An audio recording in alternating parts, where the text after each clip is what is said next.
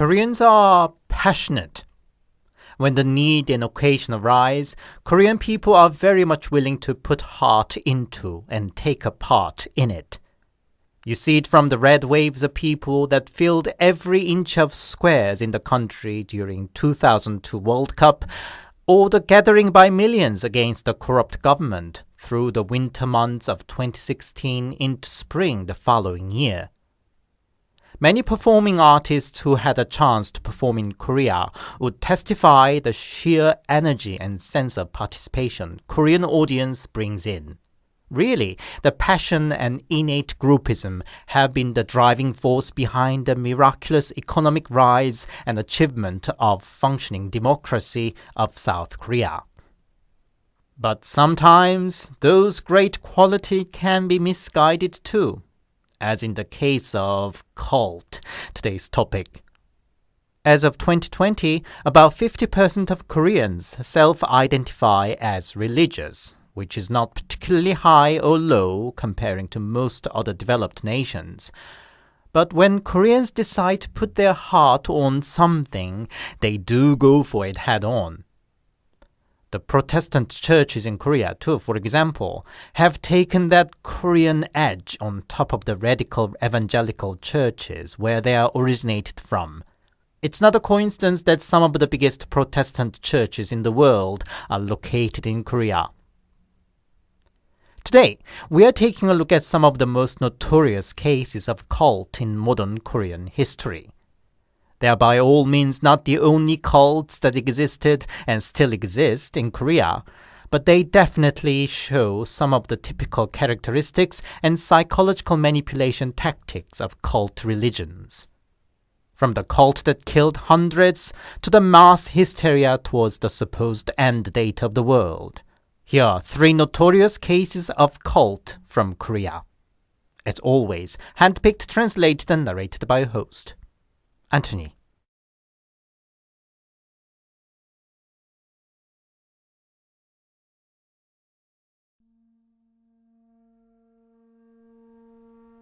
This is a largely forgot piece of history, only remembered by the fans of the morbid, but Baek-Baek Gyo is one of the worst cults in modern Korean history that not only exploited the followers of their mind, body, and asset, but also allegedly killed hundreds.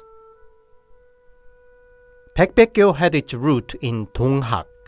Donghak itself was found in 1860 as a movement against the increasingly corrupt class system. The name Donghak, the Eastern School, was taken from Seohak, the Western School, the name given to Catholic at the time.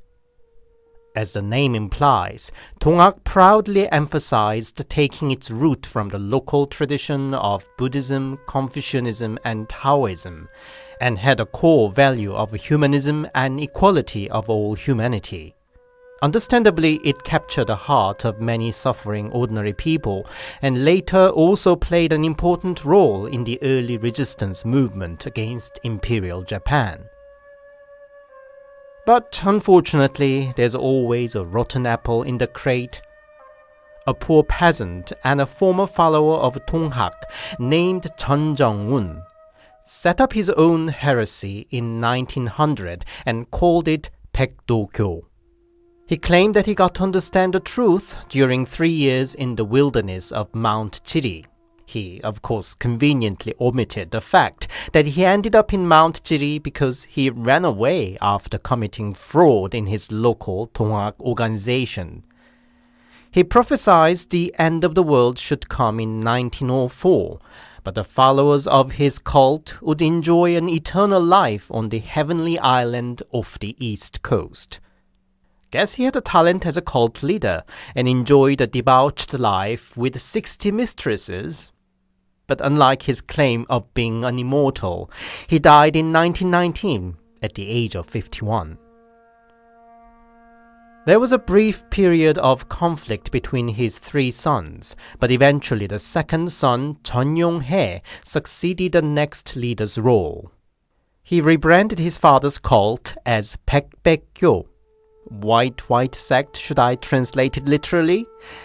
Their motto was, one white, paints the whole world white.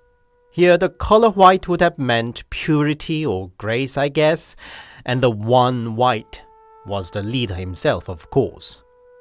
The weird naming is reinforced with even weirder spell or chant that they encourage the followers to recite, which kind of goes like Baek-Baek 적적적 감흥감강응 하시옵숭성.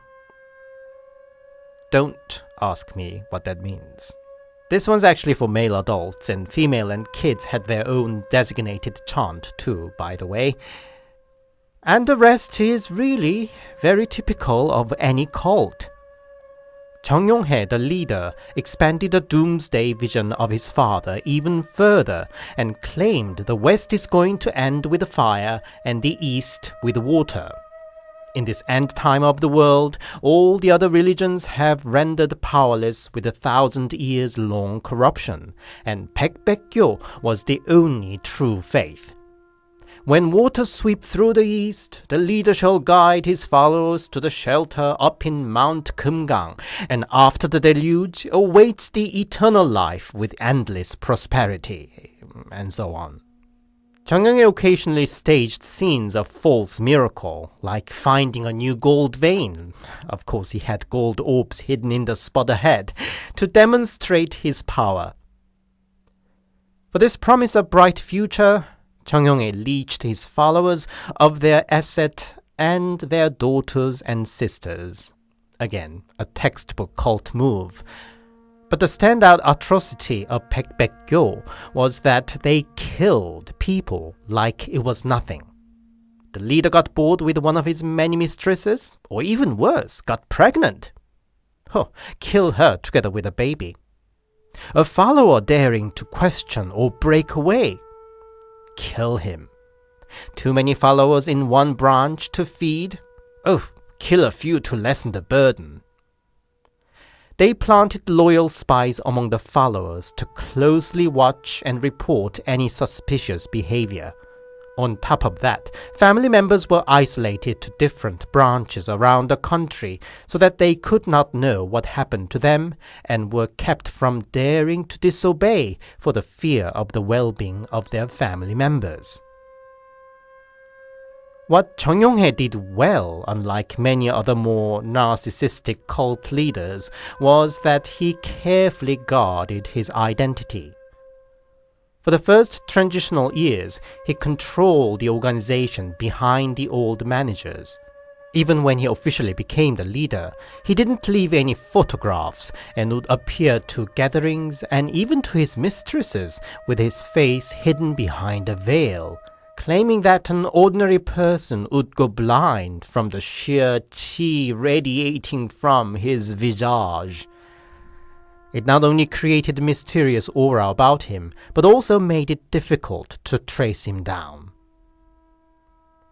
The end of Baek-Baek Gyo was very dramatic, almost theatrical, I shall say. A man from Hwanghae-do named Ryu Gon-yong saw once a prosperous family fortune shrinking down mysteriously. When his dad confessed he was a loyal follower of Baek-Baek Gyo and that he dedicated all the family wealth, including his 18-year-old daughter, to the dear leader, Ryu Gon-yong decided to cut to the chase. He feigned that he too wished to dedicate himself to Baek-Baek Gyo and asked for the honor to meet the leader himself. Probably because his sister was Chung Yong-hae's mistress by then, and also because Ryu Gon-yong was a successful businessman with a promise of a large donation, he was finally granted an interview in February 1937. What happened that evening is described in details in a later media report. When the leader Chung Yong-hae finally appeared, he was in a black coat and dark brown fedora, looking more like a bank manager than a cult leader. After an awkward introduction, with the Chung Yong-hae calling Ryu Gon-yong his brother-in-law, drinks were brought in. After a few glasses of shots, Chung Yong-hae didn't hesitate to say what he wanted of Ryu Gon-yong. Since your father and sister are all in Seoul already, why don't you wrap up your business and join them here? He basically meant that Yu Gon-yong should liquidize his business and dedicate the entire asset in one chunk. That is indeed a good idea, but my business is growing and will worth a lot more in a matter of few years, Yu Gon-yong replied. Chung Yong-hae was not used to anybody not readily agreeing and obeying his order. Are you saying you're not going to obey? Chung Yong-hae said and spitted at Yu Gon-yong's sister who was sitting next to him. Look what a brother you've got! Time for the charade was over for Yu Gon-yong. He stood up and shouted that his cult was a fraud and he was a conman. Outraged Chung Yong-hae attacked Yu with a dagger, but Yu managed to kick the leader off. Soon Chung Yong-hae's bodyguards rushed in, but Yu proved to be not an easy guy to tackle down. The lot escorted Chung Yong-hae out and ran away.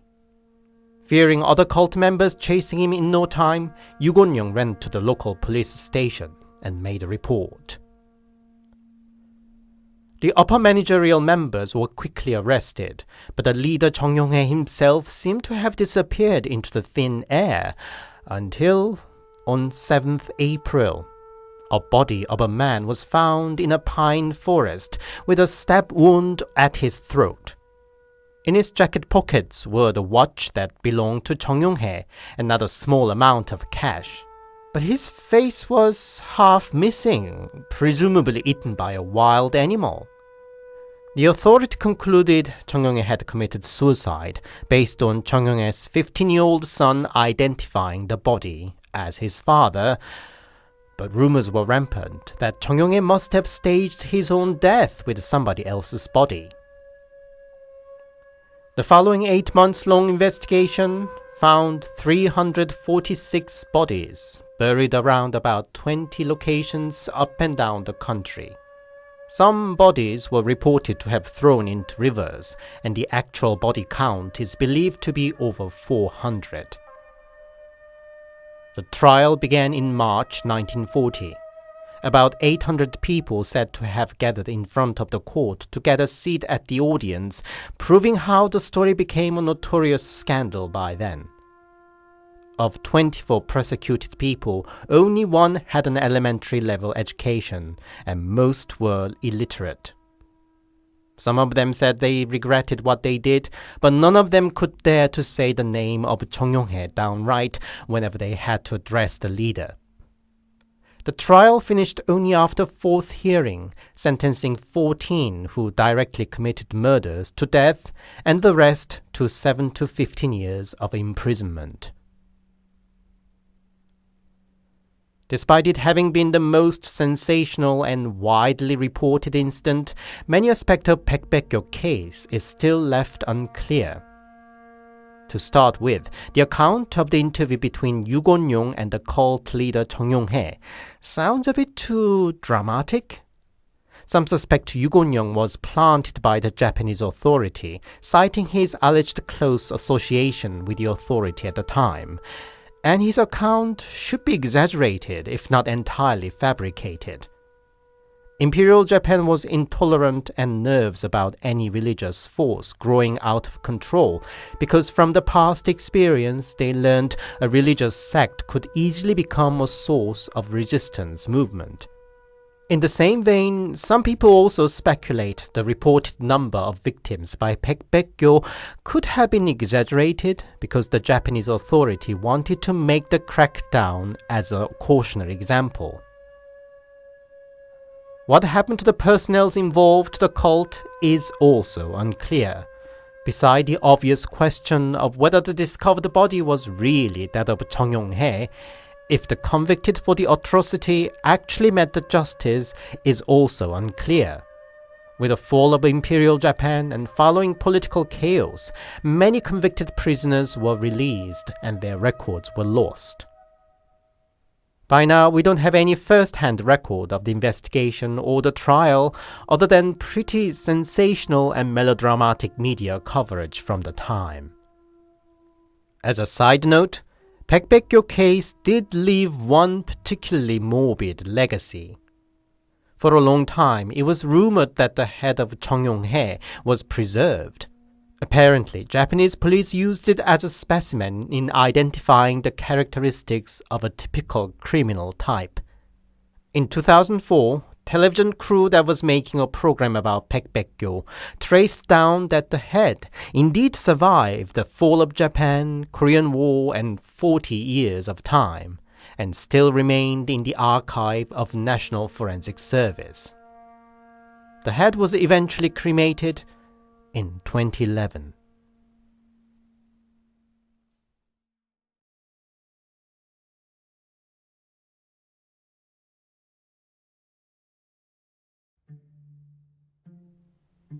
Summer 1987. South Korea saw a mass uprising in June demanding the direct voting right for the upcoming presidential election.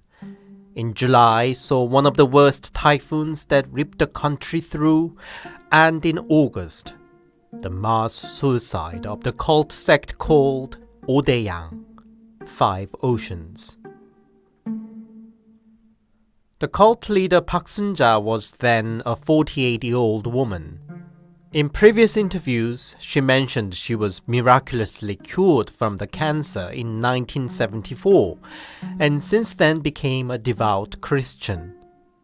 Records shows she went through Jehovah's Witness and a couple of other Christian sects that are regarded as heresy by the mainstream churches. In 1984, she took a small group of followers from the previous church and set up her own sect. Its name 5 Oceans is said to have taken from Park Sun-ja's claim that she was going to be the ruler of the 5 oceans and the master of the world. On the surface, 5 Oceans was a company producing handcrafted souvenirs. The company won the partner deal for the upcoming Olympics in Seoul and rapidly expanded the business to other locations too. Park Sun-ja also built a good reputation by running orphanage and a retirement home. She was awarded by the government for all her contributions, and she indeed enjoyed a high reputation as a successful businesswoman and a philanthropist. But behind the facade, 5 Oceans was a typical Christian cult based on the idea of impending eschatology.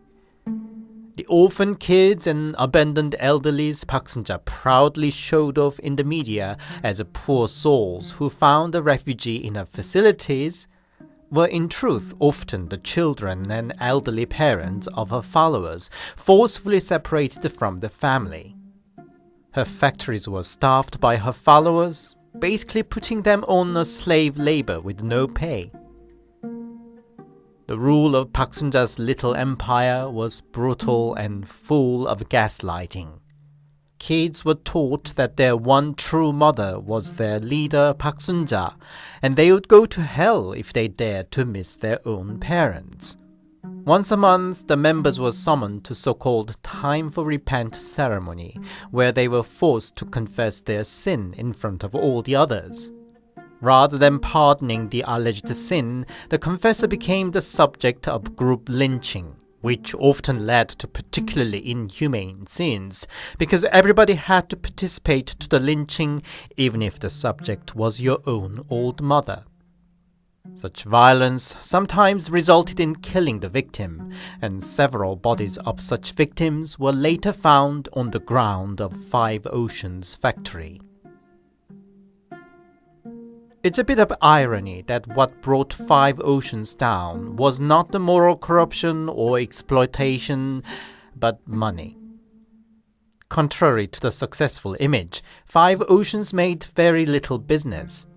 Unreasonable expansion of factory facilities were all on debt, first in Park Sun-ja's own name, then the members, and then the members' family and friends.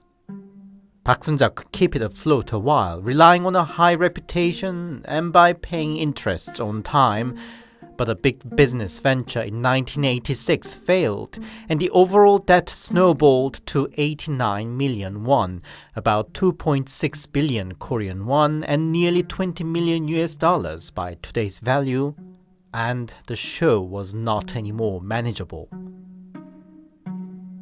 On 16th August 1987, a couple of debtors, an old couple, visited Five Oceans to demand their money back.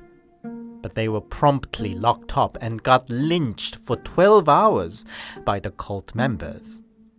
Their anger must have been even bigger when they found their own daughter and her husband among the lynchers. The couple officially sued Five Oceans, and it triggered other debtors to speak out their cases officially too.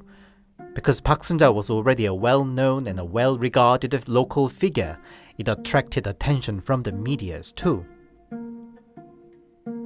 On 25th August, Park Sun-ja summoned her followers and family members to the factory in Yongin.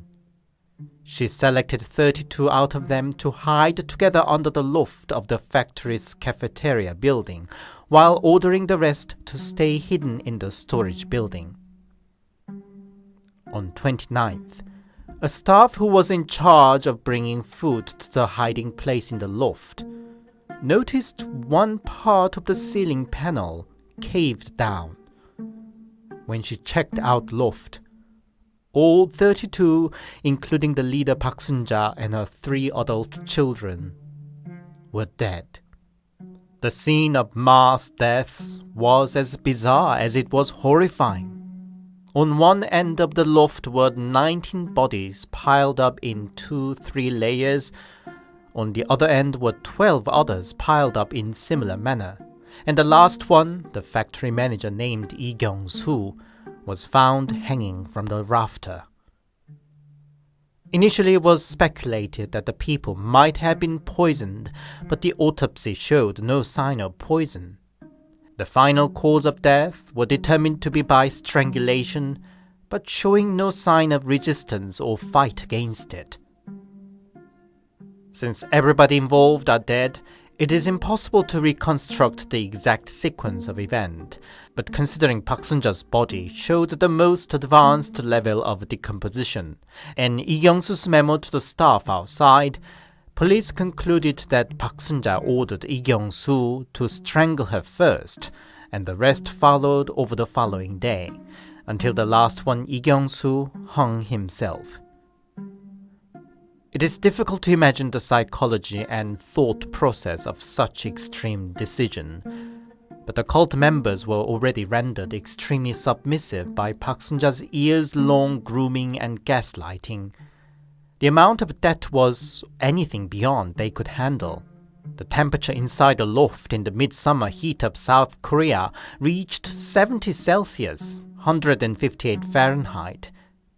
In the extreme heat, dehydration, and despair, it is not too far-fetched to speculate that the best option for them seemed to just end it all.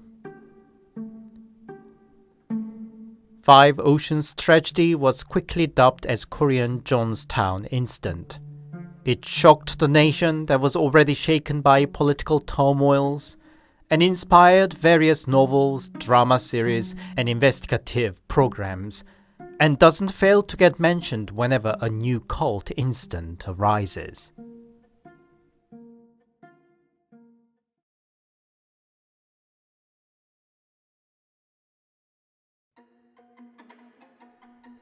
It's not entirely unique that sometimes a certain personnel of eschatological religious background comes out and confidently announces the end is nigh. Not unidentified someday or 100 years later, but on a certain day of a certain month in what year, only to be proven wrong when the day arrives. But it rarely happens that such a happening becomes a nationwide scandal and gets to broadcasted real time. It happened in Korea in 1992. Lee Jang-nim was a Methodist pastor and used to work as a translator of Christian books. He coined the term 휴거 as the translation of rapture. 휴거 can be roughly translated as getting lifted up. If you're not familiar with the term rapture in this context, it's a concept usually condoned by some of American evangelical churches. At the beginning of the end days, a large part of faithfuls shall be lifted up to the sky and meet Jesus, while those left behind on earth shall face the 7-year-long Armageddon till Jesus' ultimate triumph over Antichrist.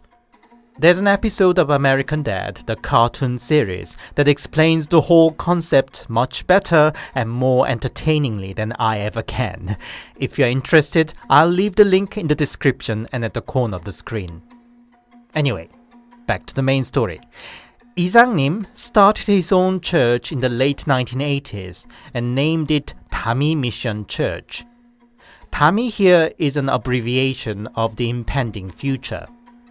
He predicted the date of the rapture should be 28th October 1992 and set preparing for the day as the ultimate goal of his new church. He did explain how he calculated the date out methodically, but the basic idea was, according to the prediction of Nostradamus, the end of the world should happen in 1999, and because there should be the 7-year Armageddon prior to that, so the rapture should take place in 1992. I mean, crude calculation aside, I'm amused that the pastor didn't feel any irony to use Nostradamus, a Renaissance period astrologer and occultist, as one of his crucial parameters. But the time was ripe. It was nearly the end of millennium. Recent Gulf War stirred up the fear of potential World War III. Even hardcore skeptics heard that Nostradamus predicted the end of the world in 1999, etc., etc.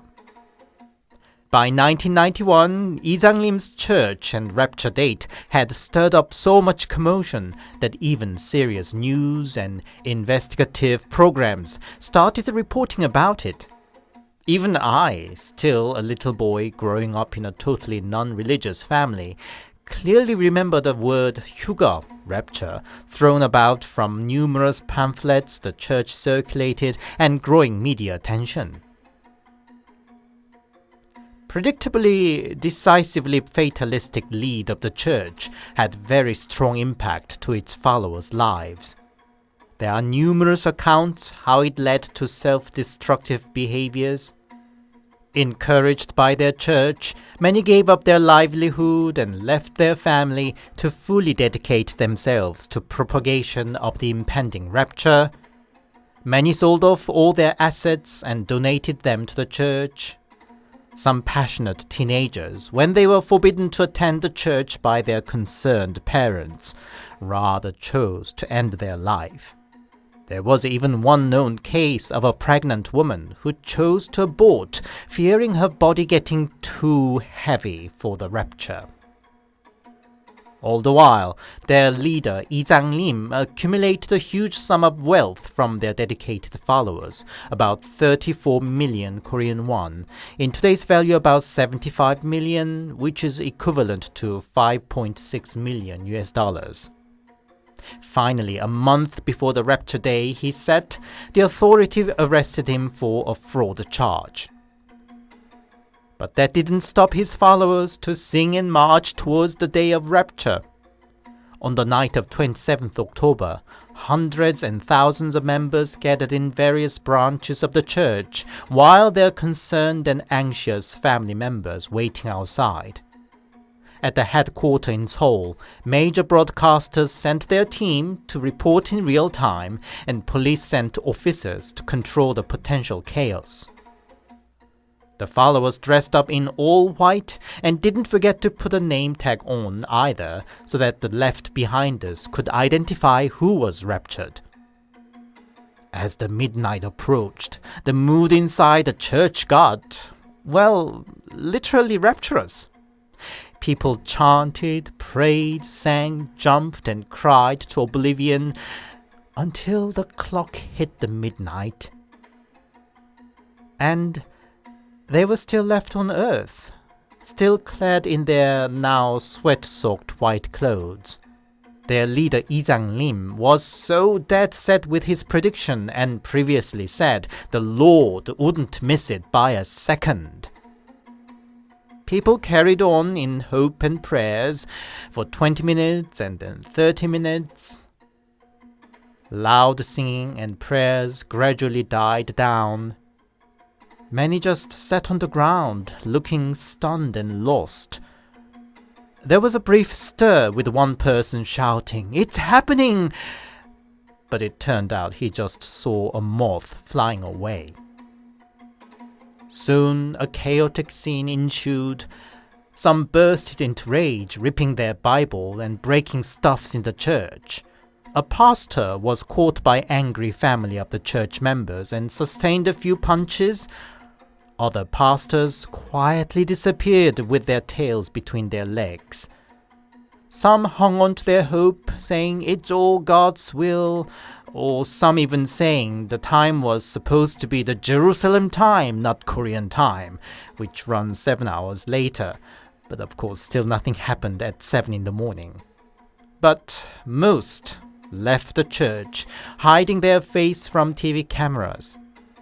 Fortunately, there was no mass violence or suicide attempt as feared. The happening became a mockery and a cautionary tale all over the media a while. Meantime, the leader Lee Jang-lim was sentenced to 1 year imprisonment for fraud. Among the proofs against him was a repurchase agreement bond of 3 million worth, due in 1993. Lee Jang-lim explained it was for those left behind after the rapture, but for most, it was a definitive proof that he himself didn't believe his own prediction. Dah-mee Mission Church made an official apology and closed its door on 3rd November. Lee Jang-lim, after serving his sentence, changed his name and still carries on as a pastor. In 2011, he was belatedly honored as the co-winner of Ig Nobel Prize for Mathematics for his spectacular calculation for the day of the rapture, along with a handful of others who predicted the end date of the world.